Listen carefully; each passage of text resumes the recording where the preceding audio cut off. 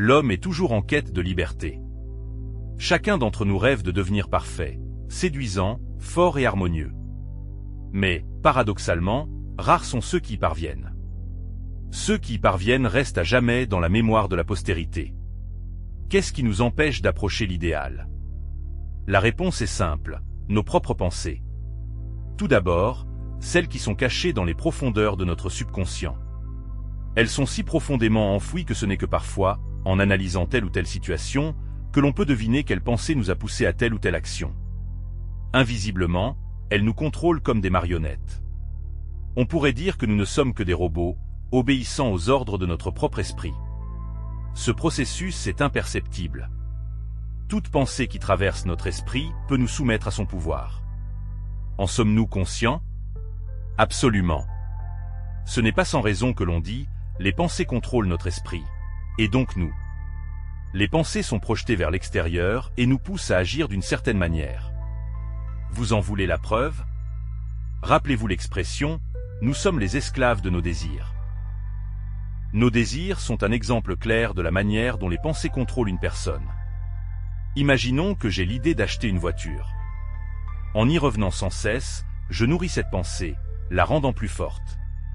Finalement, le désir peut devenir si fort qu'il s'empare entièrement de moi. Dès lors, ma vie commence à tourner autour d'elle. Mes pensées, mes sentiments, mes actions, tout est subordonné à cet objectif. Et ce n'est là qu'un des innombrables exemples de la façon dont, dans la vie de tous les jours, je m'efforce d'obtenir quelque chose, de contrôler quelqu'un, de subordonner ma volonté. La question qui se pose est la suivante. Est-ce que je contrôle vraiment mes désirs, ou en arrive-t-on à un point où ils me consument, me subjuguent et commencent à me manipuler? Je me demande comment il se fait qu'une pensée puissante prenne le contrôle de nous. Notre subconscient est programmé de deux manières principales. La première consiste en des situations soudaines liées à notre instinct de conservation. Par exemple, imaginez que vous entrez dans une entrée et que, soudain, quelque chose vous surprend.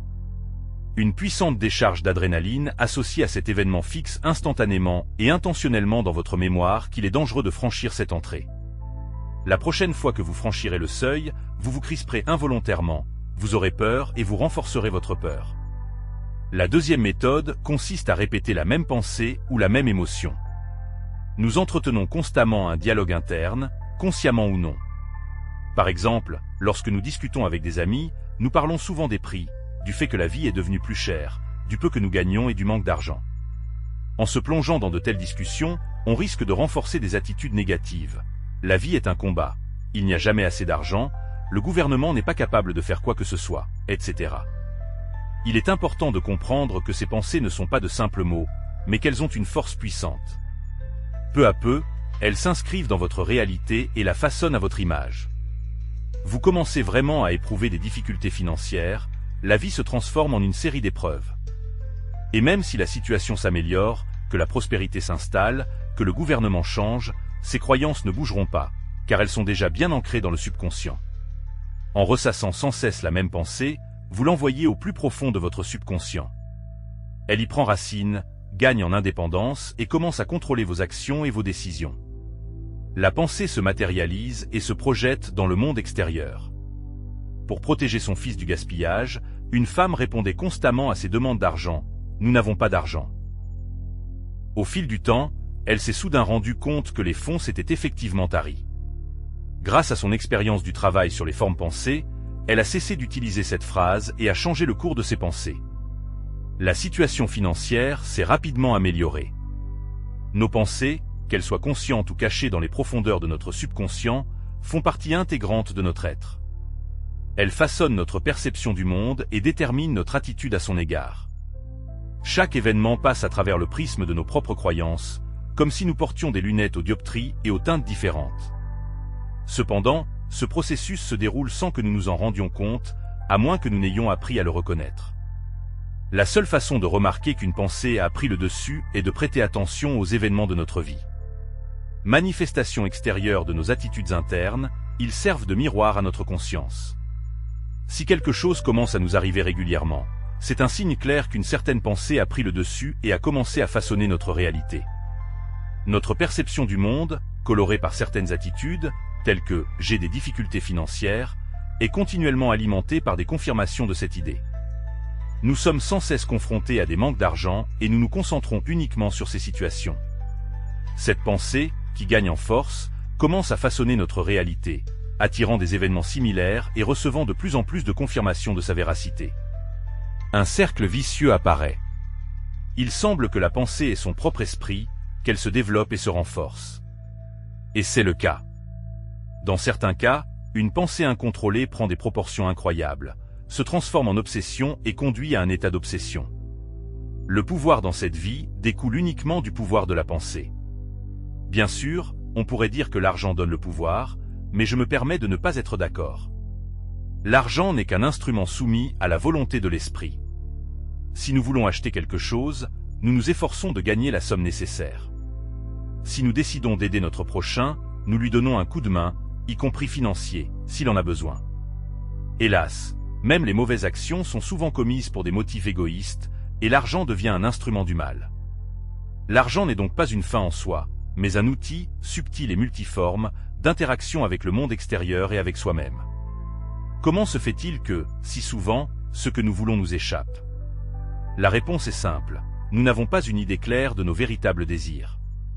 Au lieu d'une pensée claire comme de l'eau de roche, notre esprit est rempli d'images amorphes et vagues. Avant d'acquérir quoi que ce soit, demandez-vous si c'est vraiment ce que je veux et si je suis prêt à faire les efforts nécessaires pour y parvenir.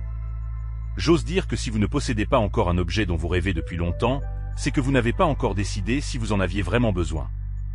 En d'autres termes, vous n'en avez pas un besoin impérieux, vous n'avez pas un désir ardent de le posséder et vous n'êtes pas prêt à passer à l'action. Cette affirmation vous blesse-t-elle? Cela vous rend-il rancunier? Vous avez tellement besoin de cette chose, et ils disent cela. C'est une réaction naturelle. Et pourtant, c'est vrai. Si vous regardez à l'intérieur de vous et que vous analysez honnêtement vos désirs, vos intentions et votre désir de posséder quelque chose, vous trouverez un vide. C'est par ce vide que s'échappe l'énergie nécessaire pour obtenir ce que vous voulez. Prenons un exemple illustratif. Imaginez qu'une femme rêve d'avoir son propre appartement, car elle en a assez de vivre dans une pièce commune. Il semblerait que le plus simple soit d'agir. Cependant, j'ai remarqué qu'elle était elle-même le principal obstacle à la réalisation de son rêve. Au cours de la conversation, il s'est avéré que son enfance s'est déroulée dans un appartement communautaire. C'est là que la racine du problème est apparue. Comme elle a été habituée à ce mode de vie depuis son plus jeune âge, l'idée qu'un appartement communautaire est une condition de logement normal s'est ancrée dans son esprit. Cette pensée est solidement ancrée dans son subconscient, y a formé un certain schéma et l'empêche désormais de faire de réels efforts pour changer la situation. Elle ne pourra déménager dans un appartement séparé que lorsqu'elle le souhaitera vraiment. Ainsi, la première étape pour atteindre un objectif est d'avoir la ferme intention et le désir de le posséder. Il faut ensuite définir clairement ce dont on a besoin.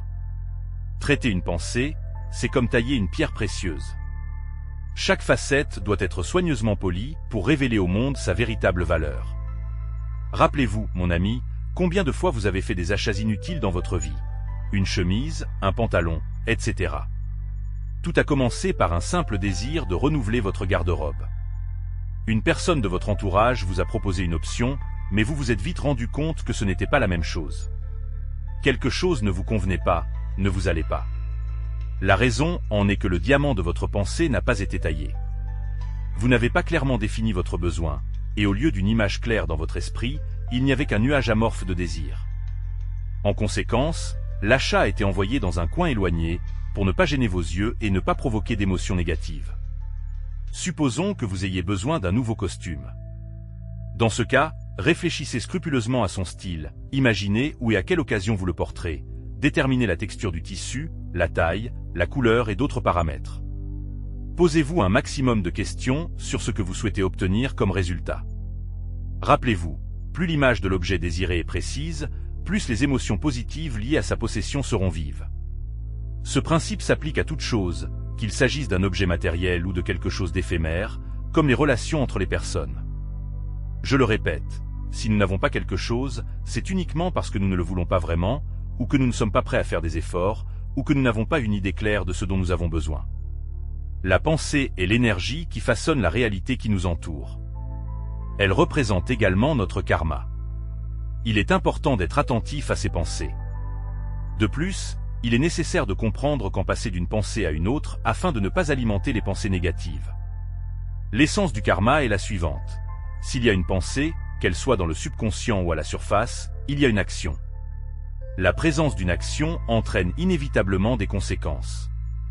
Et les conséquences, à leur tour, nous font réagir. Et ainsi de suite à l'infini. Nous pouvons changer notre karma en changeant nos pensées. Nous pouvons briser ce cercle en lâchant la pensée ou en maîtrisant l'art du non-attachement à nos pensées. Chaque événement est causé par une certaine raison. Ce principe s'applique à nos pensées, nos croyances, nos peurs et nos problèmes. Ils peuvent être hérités de nos parents ou de nos ancêtres, façonnés par l'environnement dans lequel nous avons grandi ou résultés de nos propres actions. Une autre option est la programmation externe, comme le mauvais œil. Dans ce dernier cas, la question se pose de savoir pourquoi nous attirons de telles programmations.